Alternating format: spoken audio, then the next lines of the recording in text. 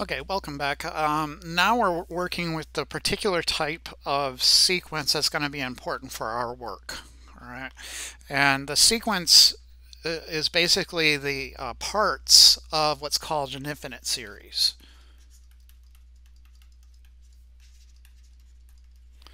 Okay, so an infinite series is an infinite sum. So here's our summation symbol. And I'm going to go from I equals 1, and then instead of a finite number up top, I'm just going to go on and on forever, so I'll put an infinity symbol. Okay, of this a sub I formula, which is going to give you the terms of the sum, the series, we'll say. So this will equal a sub 1 plus a sub 2 plus a sub 3 plus dot dot dot, etc. plus sum a sub n plus dot dot dot. Okay. All right, so these guys are called the terms of the series. This is the nth term of the series. Okay, so it has elements of the sequence inside of it, but that's kind of not the sequence we're interested in. We want to analyze, whenever anybody gives you an infinite series, you want to analyze it in terms of sequences of partial sums.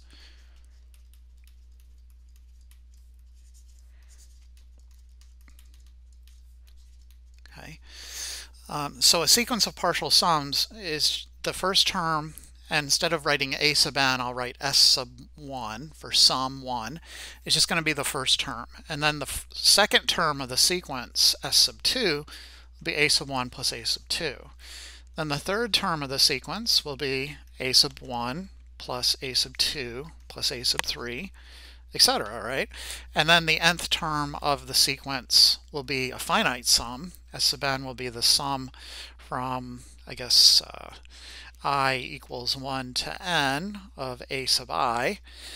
And then the infinite series is the limit of that nth term formula. Okay, so just like before, we're taking the limits as n goes to infinity. That's kind of the same deal here. So we are super concerned with the limit of these sequences, and the limit of the sequence of partial sums as n goes to infinity is going to be an infinite series. So we can rewrite the limit as s sub n goes to infinity as the limit as n goes to infinity of the sum from I equals 1 to n of a sub I.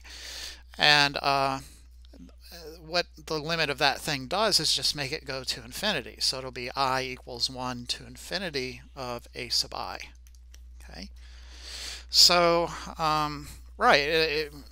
so note then, if this limit of the formula for the terms of this sequence of partial sums, is equal to some number, so if it's finite, if it's equal to some number s, then we say s is the sum,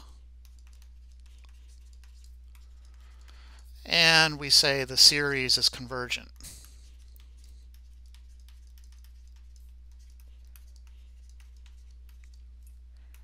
Otherwise, it's divergent.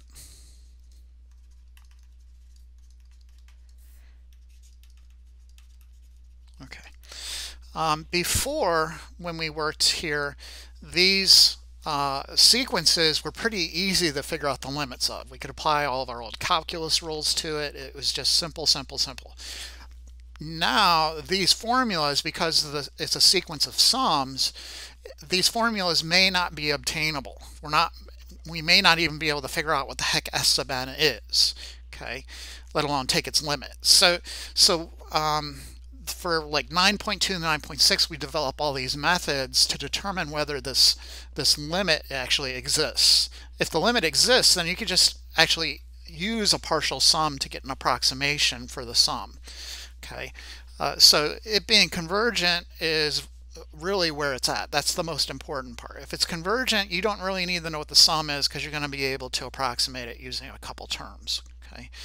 If it's divergent, you kind of have to throw it in the trash, for us at least. Ramanujan may say otherwise, but for us, we'll just kind of throw it in the trash. Okay.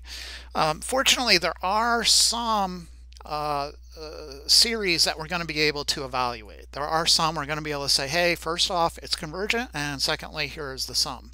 Okay, those are special, and there are two special series that we need to kind of look at. The series will be telescoping series and then geometric series. Okay, so first off, let's maybe look real quick at the homework. So here they're just having you build sequences based off of the partial sums. For example, number 2, I guess I can show you the sum n equals 1 to infinity of negative 5 to the n plus 1 all over n factorial.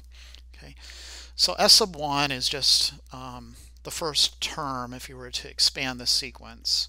So it would be negative 5 to the n, which is 1 for the first term, 1 plus 1, which is 2, all over 1 factorial. So this would just be 25. S sub 2 will be 25 plus the next term.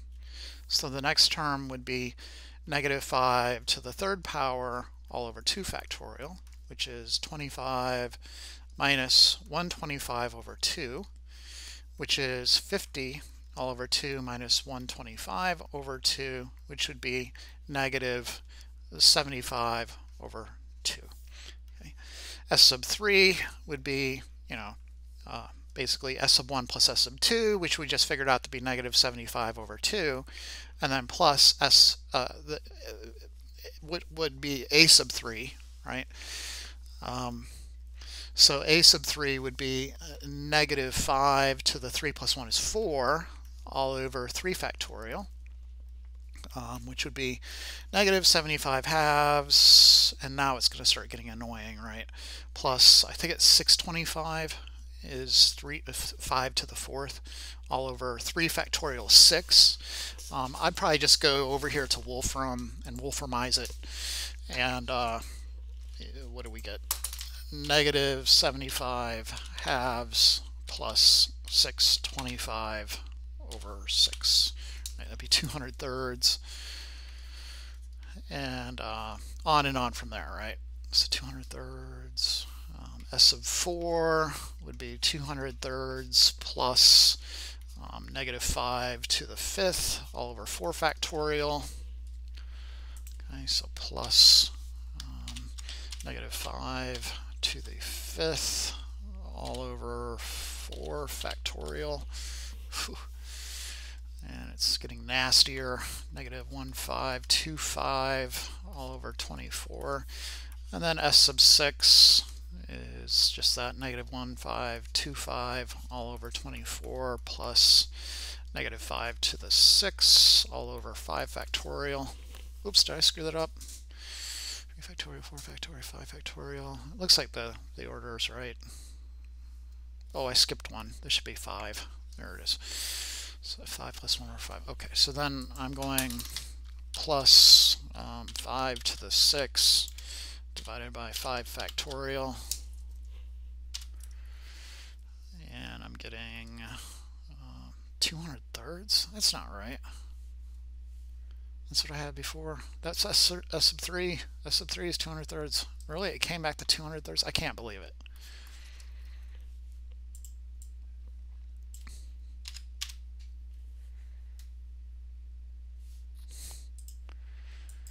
Okie dokie. Let me put that in there, see if it's right. I didn't expect this problem to be so involved.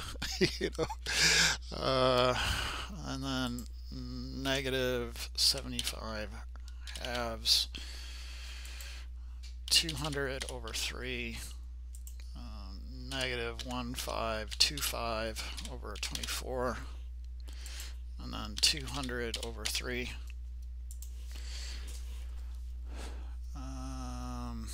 Alright, so that second one is incorrect. It's because I put 2 negatives there.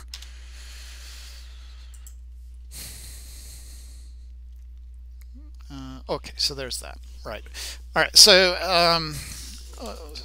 okay, great. So that's just playing around with how these things work. Alright, so we want to look at telescoping series. And these are one of the ones where you're going to actually be able to figure out that S sub n formula and then take the limit of it, and that's going to be the sum.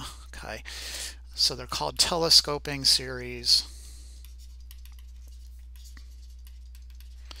And in particular, to pull these off, you end up having to do a partial fraction decomposition. Okay, and usually they kind of stand out, like number 6.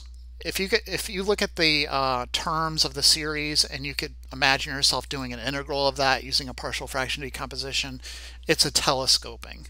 Okay, so this one is probably telescoping as well, number 8. That's about it. Okay, so there's just 2 telescoping series in the homework. I wish there was more. I should have put more in there. I am shortchanging you, definitely. Let's not look at the one they give us. Let's look at something similar.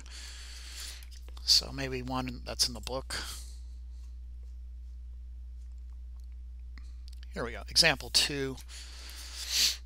We have the series n equals 1 to infinity of 2 all over 4n squared minus 1. So the first thing is to do a partial fraction decomposition on the 2 all over 4n squared plus minus 1. That's 2n plus 1 times 2n minus 1, right? So it's going to be a all over 2n plus 1 plus b all over 2n minus 1. And multiply through to get rid of the denominator, so you get 2 equals a times 2n minus 1 plus b times 2n plus 1.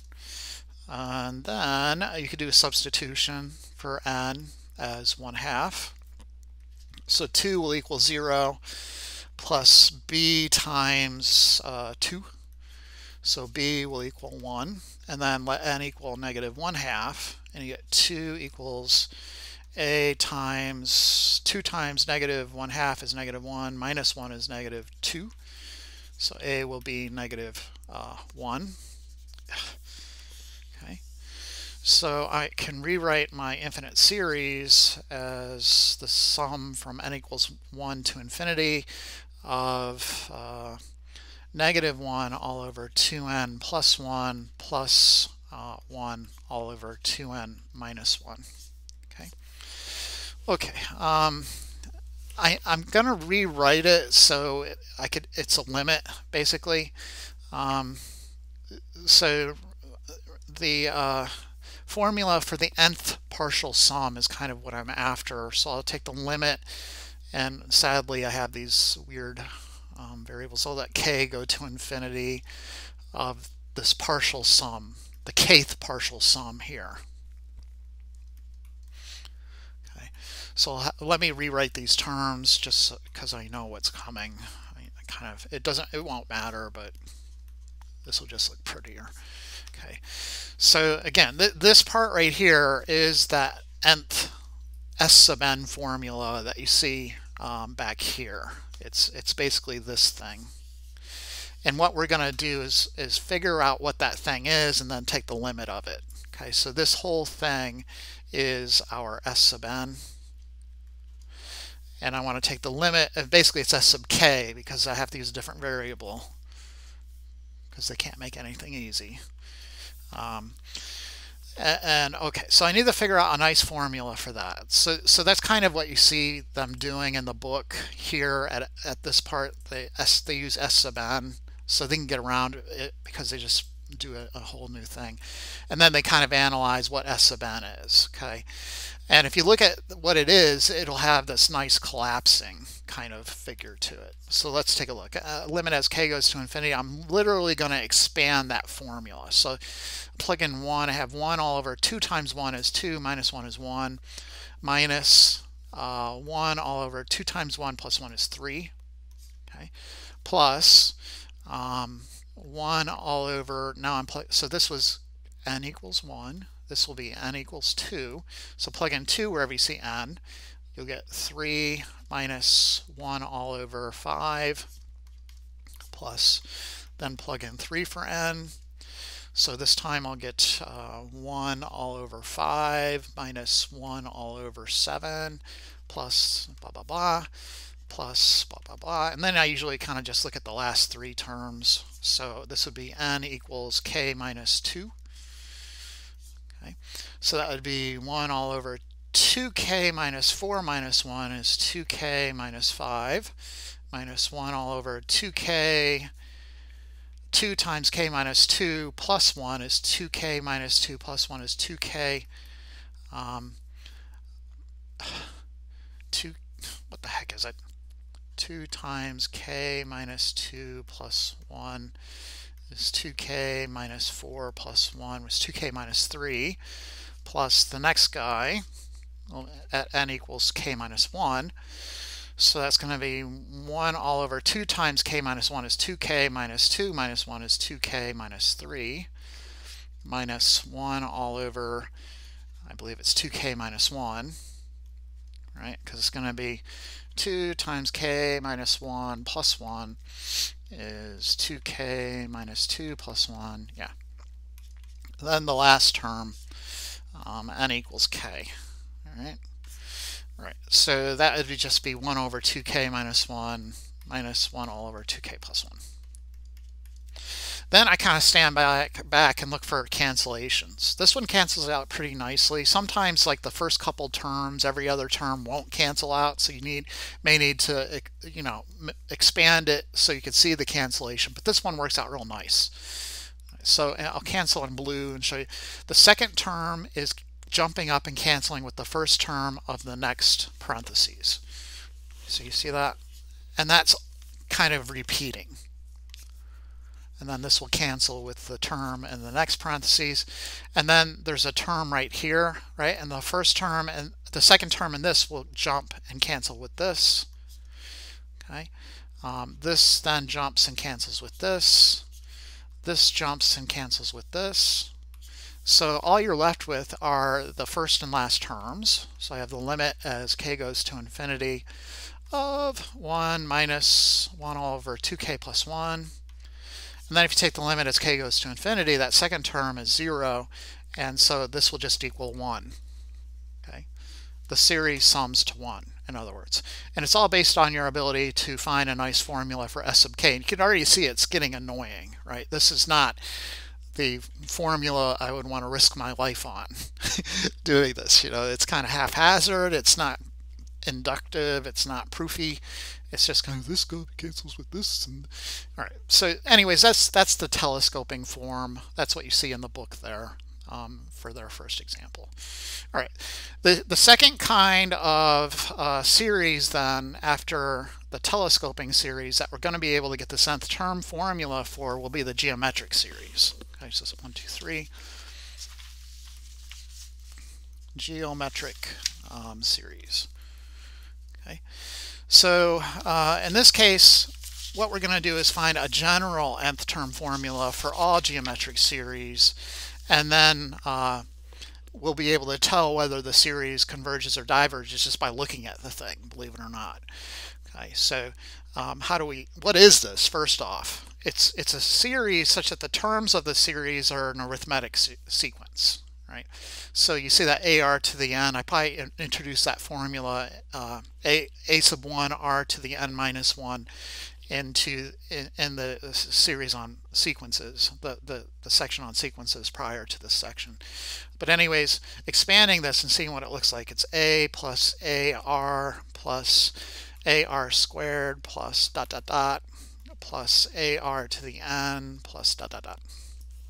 Okay, we want to produce a formula for s sub n. Okay, so to find the formula,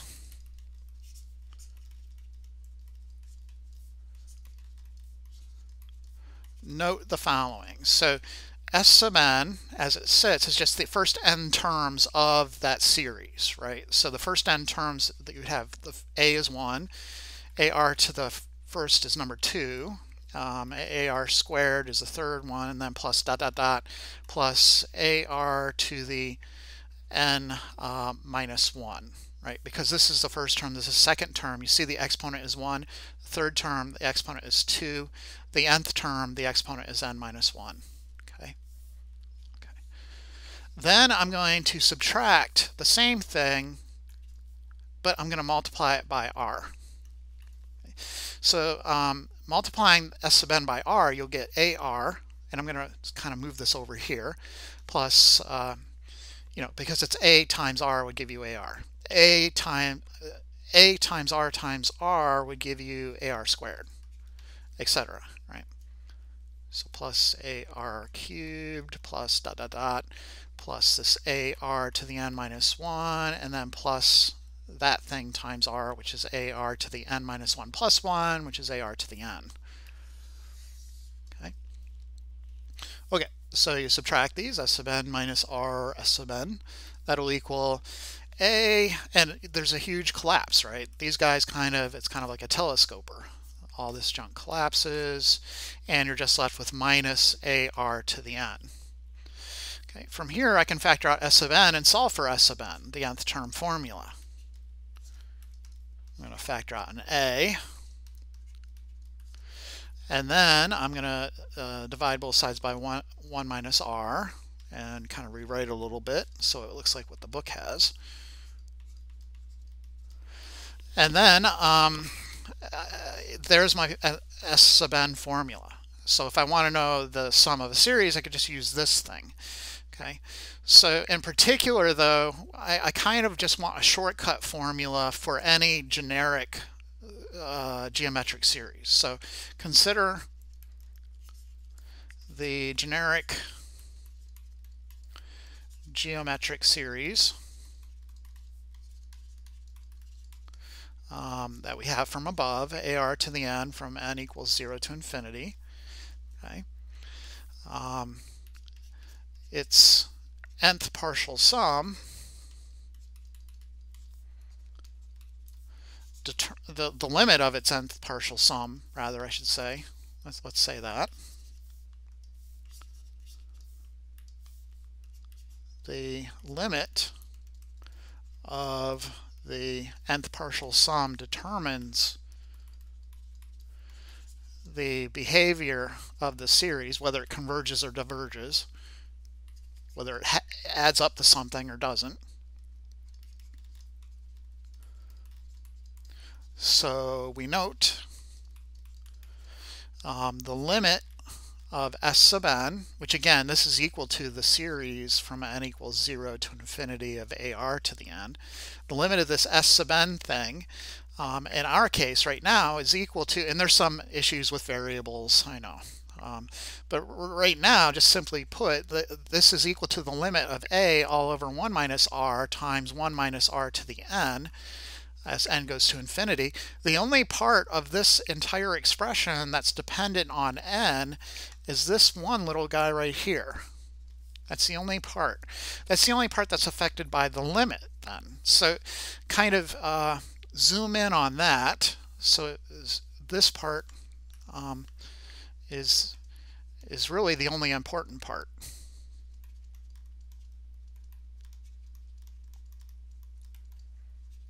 Right? So if we can analyze that, then we can kind of know how the limit behaves. So I notice the limit of R to the n determines the overall limit.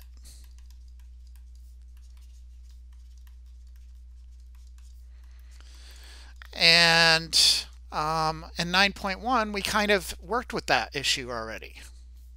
So recall the limit of R to the n as n goes to infinity. We said that this thing will equal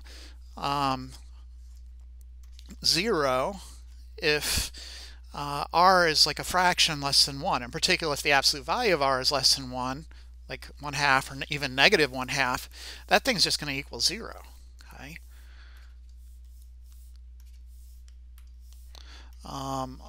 Likewise, then, if R if R is greater than 1, in particular, if the absolute value of that thing is greater than 1, this thing is going to be divergent. Okay, so it's either going to go to infinity, or it's going to be oscillating between negative infinity and positive infinity, and in either case, it's going to diverge. Okay, when R equals 1, it's going to turn out it's also I think we want to say it's also going to end up being divergent, but not because of this nth term formula. It's kind of a different scenario altogether. Okay, so just a note kind of to the side, then if the sum is some version of a times 1 to the n from n equals 0 to infinity, the terms of the series will be such that the nth term formula for this series will be n times a, and then when you take the limit of that thing as n goes to infinity, it'll either go to positive or negative infinity depending on the value of a, right? So it's going to be divergent if r is equal to 1. Anyways, for these cases then we can kind of see that plugging the results in,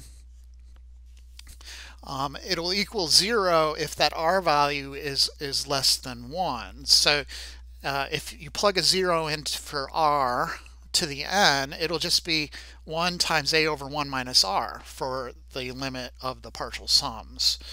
So from above then, we can kind of conclude that this geometric series ar to the n as n goes from 0 to infinity will equal a over 1 minus r if the absolute value of r is less than 1. So if r is some sort of fraction, proper fraction, and then really pretty much otherwise we're going to say it's going to diverge.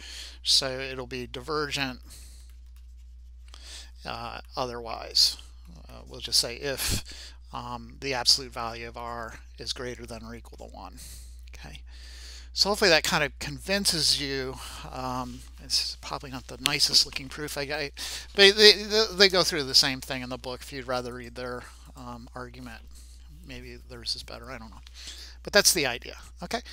Okie dokie. So at the end of the day, what you're going to be able to do is just look at these series and say, hey, this converges, or hey, this diverges. So for example, example number 3, I have the series from n equals 0 to infinity of 3 over 2 to the n. You could rewrite it so it has the form of a, which is 3, times 1 all over 2 to the n. So what do we have here? I have a is 3. The absolute value of r is 1/2, and that is definitely less than 1. Therefore, it's convergent.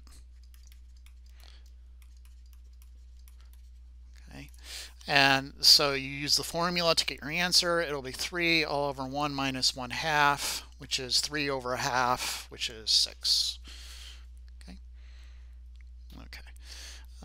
You could do some clever stuff with these geometric series that you may have not thought was possible.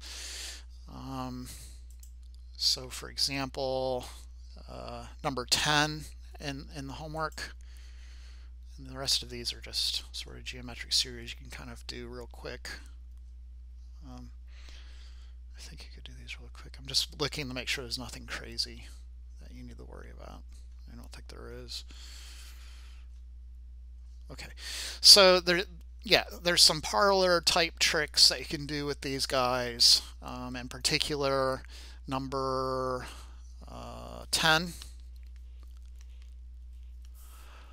Right, so number 10 here, I want to rewrite the repeating decimal as a fraction. And I think it says 8.819, and the 19 part is repeating. Okay. So the way I'm going to pull this off is to rewrite it as 0.8 plus 0.019 plus 0.00019 plus that's kind of what they're doing there, plus etc. Right? This thing is then 0.8 plus this thing, which is a series, right? We can get the r value just by dividing two consecutive terms. So here r would equal 0.00019 divided by 0.019, and in that case, what is it? So this is tenths, hundredths, thousandths, 10 thousandths, 100,000. So it's 19 over 100,000.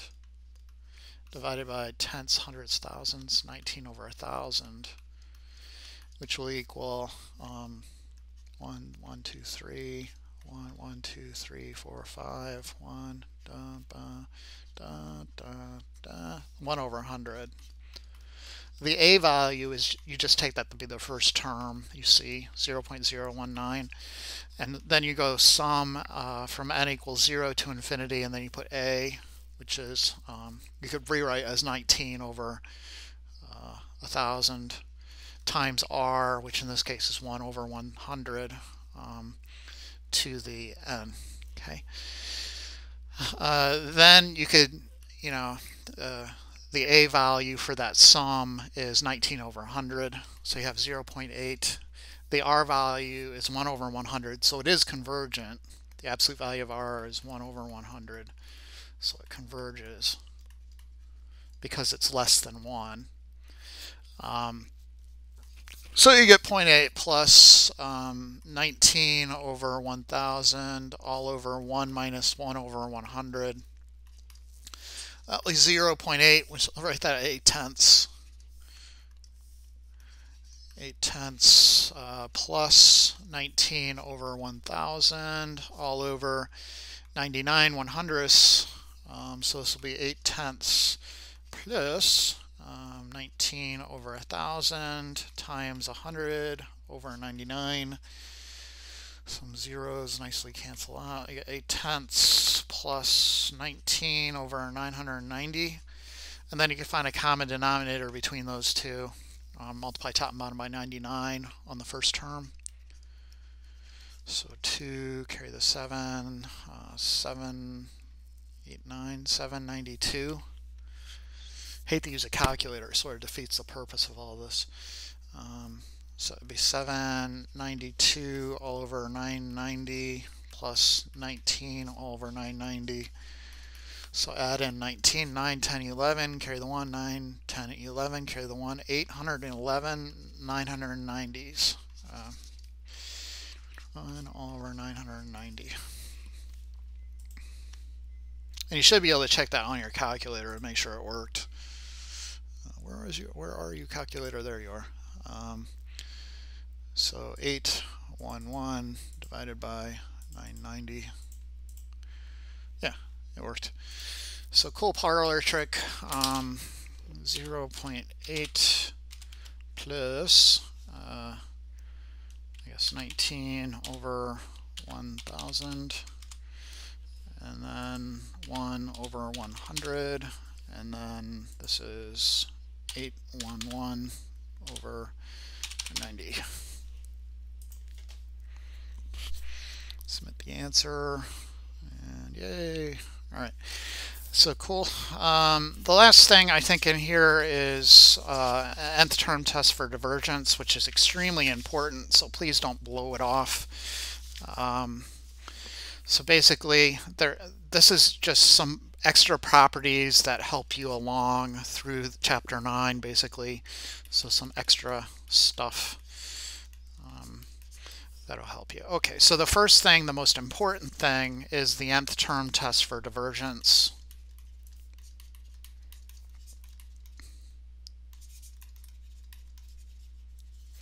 Okay, and what that says is basically, first, if the series A sub n converges, then the limit of A sub n will equal 0. Okay. Notice what this does not say. This does not say the converse, right? It does not say that if the limit of A sub n equals 0, then the series converges. And the example is always kind of like the baseball example. If I get a home run, or something like that. So if I hit the ball out of the park, then I get a home run. If I get a home run, does that mean I hit the ball out of the park? No, it doesn't, right? There's the issue, you could have gotten in the park home run, stuff like that. So what this does not say, and I just want to put that here, does not say that if the limit of A sub n is equal to 0, then your series converges. That would be too good to be true. Okay, it does not say that. That's a logical like fallacy. It's the converse error, I think. It's either the converse or the inverse error. I think it's the converse error. What you can get though is the contrapositive of that statement. And to get that, all you have to do is negate and reverse the direction of the implication. So the contrapositive would say that if the limit of a sub n does not equal 0, then you can conclude the series diverges. And it's actually this statement that becomes kind of your workhorse for problems in the homework. So for example, number 11 and number 12 there. Let's look at number 12, which is a good example. Number 12, we have the series n equals 1 to infinity of arctan of n. So notice this is not geometric. This is not telescoping. So what you do is this nth term test for divergence is what there's going to be called. Okay, so the nth term test for divergence is this guy right here. And so what you do is take the limit of arctan. If the limit equals 0, it doesn't tell you anything. Okay, sadly enough. If the limit does not equal 0, then you're in a good place. So what does this equal? You remember what arctan looks like? It's kind of like a sideways tan function, and it has a horizontal asymptote at pi over 2.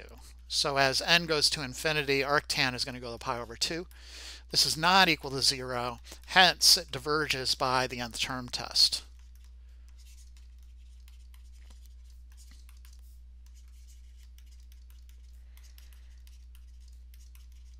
Okay. Probably number 11 is going to give you the same issue. So anyways, this one's definitely divergent. Okay, so it's extremely important. You use that test. That's like your first test you go to. And it's because you could literally look at any series and kind of just say, ooh, that will not be equal to 0. Okay, but notice, just warning again, warning. This series, which is going to be called the harmonic series, is divergent. But if you take the limit of 1 over n, it equals 0.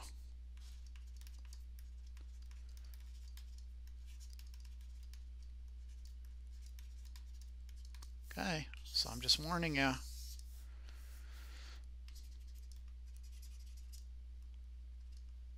So Halloween, I'm doing this right before Halloween, so get the crossbones going. You can fast forward the video over this. Sorry. All right. What are some other things that could help?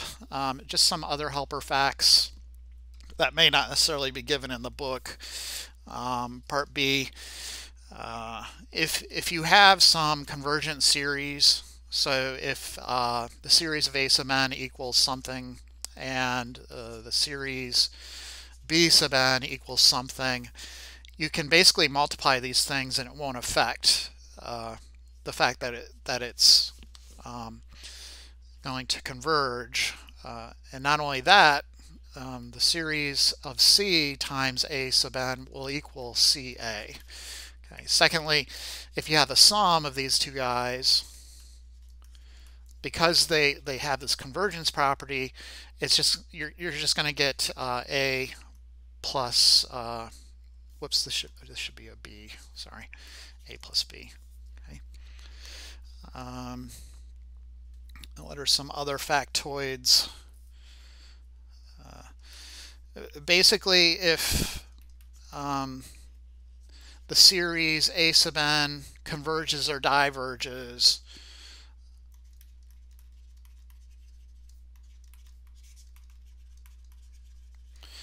then the series c times a sub n will have the same behavior.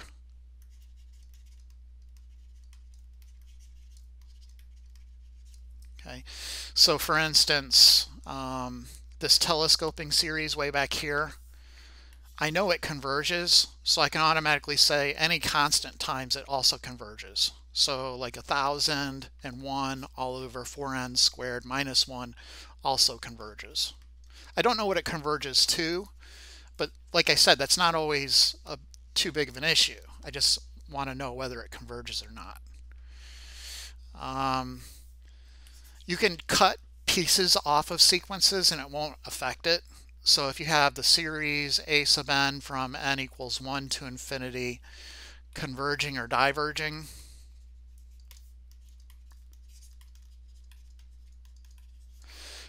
then the series from n equals 1 m to infinity a sub n will behave the same. With regards to converging and diverging, obviously the sum may change. If you take away some of the terms, the sum might be different. I should rewrite this fact number 2. It should be the sum of a sub n plus b sub n equals that, and then okay. So what else is there? Let's look at the ball problem. So this is your typical. If you didn't see this in calculus 2, you should complain. So a ball is being dropped from a height of 20 feet. Okay, so the ball goes down 20 feet. And then it rebounds. And each time it rebounds, it only goes up 0.89% of the original amount. So this was 0.89 of 20. And then it'll go back down the same amount. But then it rebounds and it only goes up 0.89 of the previous amount. And what's happening is basically you're getting a geometric sequence out of it. Okay, so the first term is 20, and then you're going to go plus this geometric sequence. The first term of that geometric sequence is 0.89 times 20. The second one is, and we have to multiply this by 2, right? Because there's the up and then the down. So the first one 0.89 times 20, the second one 0.89 squared times 20, etc. And from there, you can just kind of use your geometric series formula. So let's rewrite it as 2 times what is r? So r, again, is the ratio of 2 consecutive terms. So 0.89 squared over 20, 0.89 squared times 20 all over 0.89 times 20. That's just going to give you 0.89. So the r value is 0.89. Then a is just the first term, which is 0.89 times 20. So we have 2 times the sum of 0.89 times 20 times 0.89, which if you'd rather is 89 1,000ths. I'll just write 0.89 to the n. Okay, so I'm going from n equals 1 to, or is it 0 to infinity? Yeah, 0 to infinity. It has to be 0 because you plug in 0, you're going to get the first term. Okay. Then we can use our formula because it is a convergent geometric series. So a is 0.89 times 20 all over 1 minus 0.89. So this will be 20 plus 2 times 0.89 times 20, whatever the heck that is, we could factor out the 20 and just put a 40 out here. Then you have 89 100ths. Did I say 1,000ths? I meant 100ths. Tenths, 100ths. All over 1 minus 89 100ths, which is 20 plus 40 times 89 over 100ths all over 11 all over 100ths, right? Because that'd be 100 minus 89. Yeah, okay, and that'd be 20 plus 40 times 89 11ths. And let's just go from there and put it in the calculator now.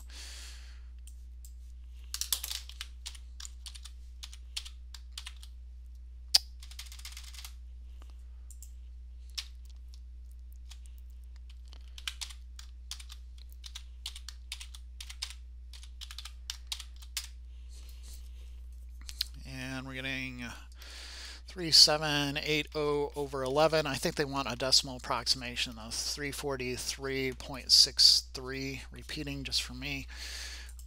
Where are you? So, where's this? Right here. 2 decimals. So 343.63, and I'll do it. Oh, are you serial? The answer to 2 decimals. Let me pause the video and figure out what I did wrong. Hold on. I rounded wrong. So the next number would have been a 6. So, right. So that's 343.64. Alrighty then.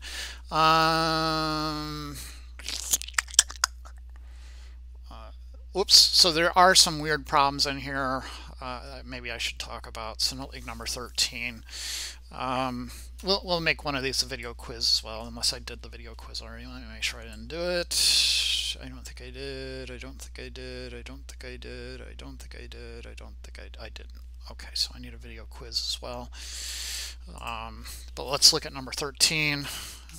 And number 13 is kind of leading the way towards what we want to do eventually, which is work with these infinitely long polynomials. So if you were to expand this, it would just be a polynomial, but infinitely long. And basically the punchline will be that those things converge to our functions like sine x and e to the x and stuff like that. So you can get to those functions sort of through a wormhole, and that wormhole is making these polynomials infinitely long.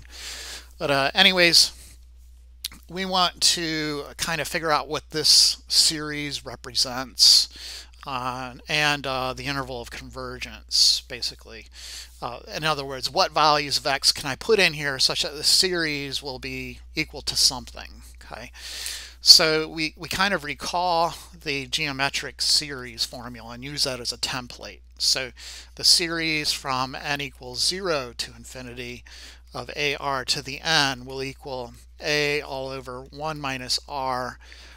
But, you know, in certain circumstances, right, if the absolute value of r is less than, we'll just write less than 1, and that should get the job done. So now this thing, first off, I need to get it into this form n equals 0 to infinity, and right now it's n equals 1, right? So to get around that issue, you can literally work with these indices as little equations. You could take the 1 and subtract it to the other side, and it's not going to change much, except it'll give you what you want, this something equals 0. Okay, so I just subtracted 1 on both sides of that equation. So I would have n minus 1 equals 0 to infinity of 7x to the n.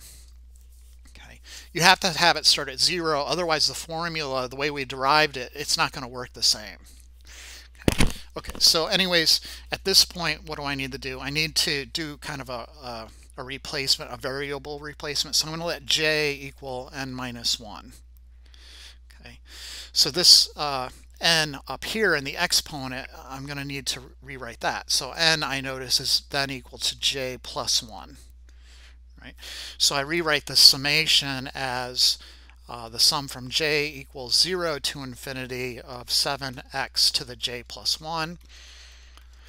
And then I really want it in terms of n. So if you indulge me, let me do this last substitution. Let n be equal to j again, so a different n, right? So n is 0 to infinity, and then I have 7x to the n plus 1. Okay, and then you could rewrite the 7x to the n plus 1 with your exponent rule. So if you have a to the x plus y, that's really equal to a to the x times a to the y. Same idea here. It'll be 7x to the n times 7x to the 1. And now it's in the geometric form. In particular, rewriting is a commutative law of multiplication. It's 7x times 7x to the n from n equals 0 to infinity. And you could see the a and the r, right? So in particular, that thing is your a, and this thing is your r. all right? So at the end of the day, this will equal 7x all over 1 minus 7x. Okay, and literally what you have there is a formula for 7x over 1 minus 7x. So it's a really crazy formula, but it is a formula. This thing is the same thing as this thing, believe it or not. Sort of. Okay, it won't work everywhere. So for real big numbers, it's not going to work. It only works for when r is less than 1. So you take r, which is, so take then r, which equals 7x, and consider the absolute value of r needs to be less than 1. In other words, the absolute value of 7x needs to be less than 1, and you can expand that as a compound inequality going from -1 to 1, and you get -1/7 less than x less than 1/7. And that turns out to be kind of your interval of x values for which this will work. Okay, this connection between the series and the function. It'll only work for those values. Ultimately, that's the kind of thing we want to do, but with exponential functions and trig functions and stuff like that. So anyways, the interval here is going to go from -1/7 to 1/7. Let's check that and make sure it's right.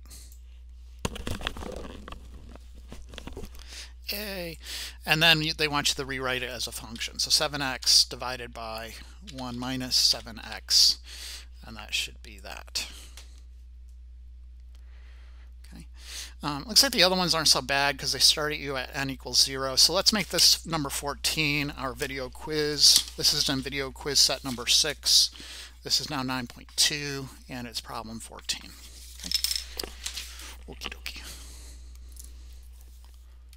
Same game. Here I have the series n equals 0 to infinity of 8 over x to the n. In this case, the a value is just 1. The r value is pretty clear. It's just 8 over x. So what you do is rewrite it. So it's a, which is 1, all over 1 minus 8 over x. I'm going to get rid of the complex fraction part by multiplying top and bottom by x. So this will be x all over x minus 8. Just looks prettier, right? Then I need to work with the absolute value of r. I need to make sure it's less than 1. So in this case, r is 8 over x. I need to make sure it's less than 1. So I need to make sure that 8 over x is less than 1 or greater than -1. Okay, and this is where it's going to get a little hairy. You can multiply everything by x. You get -x needs to be less than 8. I'm going to break this apart, or say 8 is less than x, right? So in other words, x needs to be greater than -8, because if I multiply by a negative, I have to change the direction of the inequality. Or x is greater than 8. That doesn't make any sense. Let me look at the picture. So 8 over x is some character like this. I need to make sure the absolute value is less than 1. So there has to be some point, you know, and it's going to be one of these kind of... so let me, if you don't mind, let me just rewrite this. I want basically 8 over x to be less than 1, right? The absolute value version would be just flipping that other graph up here. So it's basically it's this region and this region I'm after. So I think if I just let it 8 over x equal 1, I'm going to be able to pull this off, right? Kind of be able to figure it out that way. Right. So this would be when x is equal to 8. So x is equal to 8 would be like right there, or x is equal to -8. Because they're dealing with the absolute value of 8 over x equaling 1. So -8 would also work. So it's these intervals below and above, right? So it's from -infinity to -8, not including -8 union with 8 to infinity. Okay. So I think that'll do it. So sorry about kind of butchering. I don't really have a straightforward way of expanding the inequality, right, and working there. I just kind of used the graph and felt my way through it, just using kind of common sense there. But all right, so anyways, the answer and the video quiz question answer for this part, negative infinity to negative 8, and then union, so we need set notation, union, 8 to infinity. Let's make sure that worked. Every once in a while I get them wrong. Sorry. And then for the function, it'll be x all over x minus 8. Okay. And then I think number 15 is a little easier. You don't have to worry about that weird 8 over x, absolute value less than 1, trying to solve that thing. Okay. So thank you for watching as usual. We'll leave it at that, and I'll see you next time.